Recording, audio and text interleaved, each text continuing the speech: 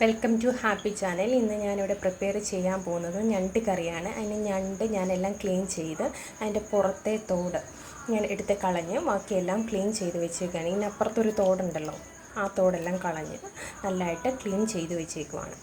ഇനി നമുക്ക് ബാക്കി പ്രോസസ്സിലേക്ക് പോകാം. നോക്കാം. അതിന് വേണ്ടി ഒരു മൺചട്ടിയിൽ ആവശ്യമായ എണ്ണ ഒഴിച്ച് ചൂടാക്കി അതിലേക്ക് ഇച്ചിരി പെരുംജീരകം ഇടണം. പെരുംജീരകം ഇട്ട് അത് പൊട്ടി വരുമ്പോഴത്തേക്ക് നമുക്ക് ആവശ്യമായ കടുക് ഇട്ട് കൊടുക്കാം.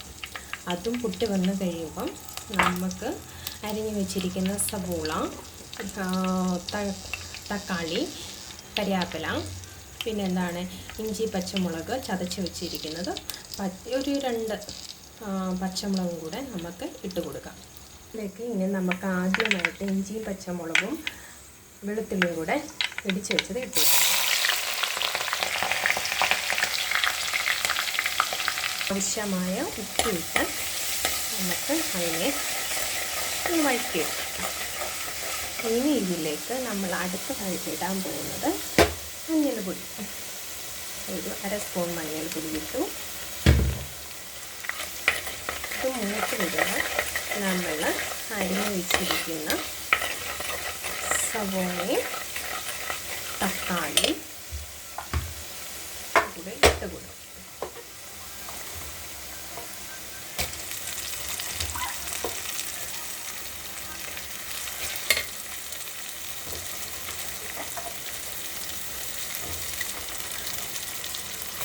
നോക്കി ഇതെല്ലാം ഇട്ട് കൊടുത്തിട്ടുണ്ട്. ഇതിനും നന്നായിട്ട് വഴന്ന് വരും. അതിനകത്ത് ഞാൻ 2 കഷ്ണം ഉപ്പ് ഇട്ട് കേട്ടോ. 2 കഷ്ണം കുടംപുളി കൂടെ ഇട്ടു. വേണമെങ്കിൽ ഇതിന് പകരം കുടംപുളിക്ക് പകരം വാളംപുളിയാണെങ്കിലും പിഴിഞ്ഞൊഴിക്കാം. ഇനി നമുക്കിത് അടച്ച് വെച്ച് ഒരു 5 മിനിറ്റ് നന്നായിട്ട് വേവിച്ചെടുക്കാം.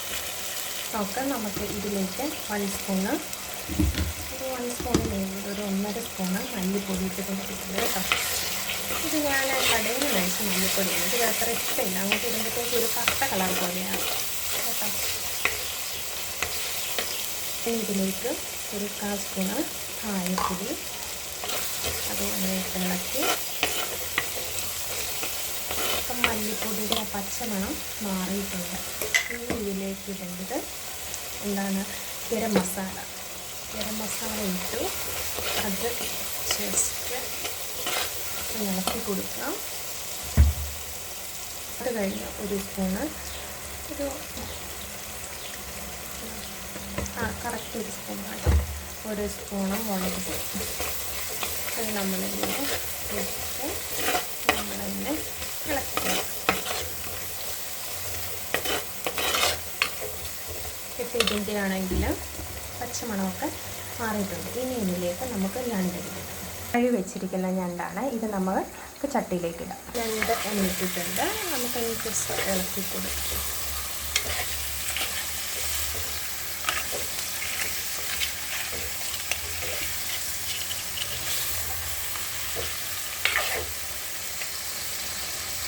ഞണ്ടെല്ലാം ഇളക്കി വെച്ചിട്ടുണ്ട്. ഇതിനാവശ്യമായ വെള്ളം നമുക്ക് ഒഴിച്ചു കൊടുക്കാം. വെള്ളം ഒഴിച്ചു കൊടുത്ത് ഒരു വട്ടം കൂടെ ഇളക്കി ഒന്ന് മൂടിപ്പോയിട്ട് നമുക്ക് വെക്കണം. ഓക്കെ. ഇനി ഇത് നമുക്ക് അടച്ച് വെച്ച് ഒരു 15 മിനിറ്റ് നല്ല ലോ ഫ്ലെയിമിൽ വേവിച്ചെടുക്കാം. ഇതിലേക്ക് ഇച്ചിരി മീറ്റ് മസാല ഇടാൻ മറന്നുപോയി കേട്ടോ. അതുകൂടെ ഇട്ട് നമുക്ക് ഇളക്കി കൊടുക്കാം. ഒരുമാതിരി ആയിട്ടുണ്ട് കേട്ടോ. ഇച്ചിരി വെള്ളം വരട്ടെ. ഇനി നമുക്ക് ഒരു അരമുറിയെക്കാട്ടിൽ കൂടുതൽ തേങ്ങ, നിങ്ങളുടെ ഇഷ്ടം കേട്ടോ. ഇച്ചിരി തേങ്ങ അരച്ച് അതിലേക്ക് പെരുംജീരകവും ജീരകവും ഇട്ട് നന്നായിട്ട് അരച്ച് ഇത് വറ്റി വരുമ്പോഴത്തേക്ക് നമുക്ക് ഒഴിച്ചു കൊടുക്കാം.